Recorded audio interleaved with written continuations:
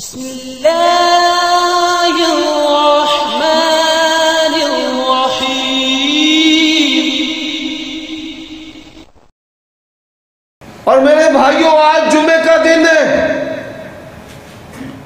اہل حدیث اور کثرت کے ساتھ درود نہ پڑے یہ ہو سکتا نہیں۔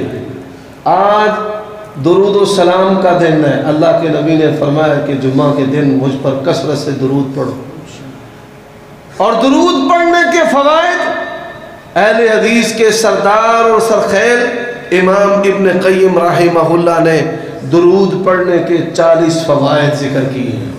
فرمایا من صلی علی واحدۃ صلی اللہ علیہ عشرا، جو ایک مرتبہ اللہ کے نبی پر درود پڑھتا ہے اللہ کتنی رحمتیں نازل کرتے ہیں؟ 10۔ کتنے گناہ معاف کرتے ہیں؟ کتنے درجے بلند کرتے ہیں؟ اور جس کا رزق تنگ ہو وہ کیا پڑھے؟ بولو یار، درود۔ جس کا رزق تنگ ہے وہ کیا پڑھے؟ گناہوں کی معافی کے لیے کیا پڑھے؟ اللہ کے قرب کے لیے کیا پڑھے؟ دل کی نرمی کے لیے کیا پڑھے؟ شیطان کے حملوں سے بچنے کے لیے کیا پڑھے؟ پکا نمازی بننے کے لیے کیا پڑھے؟ یہ رسول اللہ صلی اللہ علیہ وسلم کی تعلیم ہے۔ یہ ایسے ہی ہے کہ جیسے اب آپ زندہ ہیں۔ جب انسان زندہ ہے پھر نماز کی طرف اس کا دل لگے گا، پھر اس کا صدقہ و خیرات کی طرف دل لگے گا، پھر ماں باپ کی خدمت پر اس کا دل لگے گا، پھر حج عمرے کی طرف اس کا دل لگے گا، پھر اس کی آنکھوں سے آنسو آئیں گے۔ سب سے بڑا جو مسئلہ ہے، اللہ کے ڈر سے ہماری آنکھوں میں آنسو نہیں آتے۔ تو میرے بھائیوں، ذکر کی طرف توجہ کرو۔ اللہ نے قرآن مجید میں کیا کہا ہے؟ یا ایھا الذین آمنوا اذکروا اللہ ذکرا کثیرا وسبحوہ بکرۃ واصیلا۔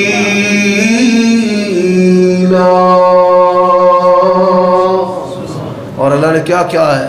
وَالذَّاكِرِينَ اللَّهَ كَثِيرًا وَالذَّاكِرَاتِ۔ اور ذکر کے اندر قرآن کی تلاوت ہے۔ اللہ کے نبی نے فرمایا اپنے گھروں کو قبرستان نہ بناؤ، گھروں میں قرآن مجید کی کیا کیا کرو؟ تلاوت کیا۔ جو لوگ حج عمرہ پر گئے ہیں آپ نے دیکھا ہے مسجدوں کا خوبصورت ماحول ہے، خوشبو آ رہی ہے، مصحف ریل پر لگے ہوئے ہیں، لوگ بیٹھ کر وہاں پڑھتے ہیں۔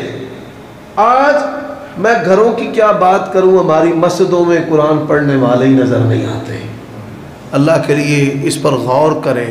اس عمل کا اٹھ جانا فتنوں کا آنا ہے۔ میں نہیں کہتا، قرآن کہتا ہے۔ یہ نئی سے نئی جو بیماریاں آ رہی ہیں سبب کیا ہے؟ وَنُنَزِّلُ مِنَ الْقُرْآنِ مَا هُوَ شِفَاءٌ وَرَحْمَةٌ وَلَا يَزِيدُ الظَّالِمِينَ إِلَّا خَسَارًا۔ جس کی بیٹی سرکش ہے، جس کی بیوی سرکش ہے، میں 4 صورتیں بتا رہا ہوں ترجمے کے ساتھ پڑھانا۔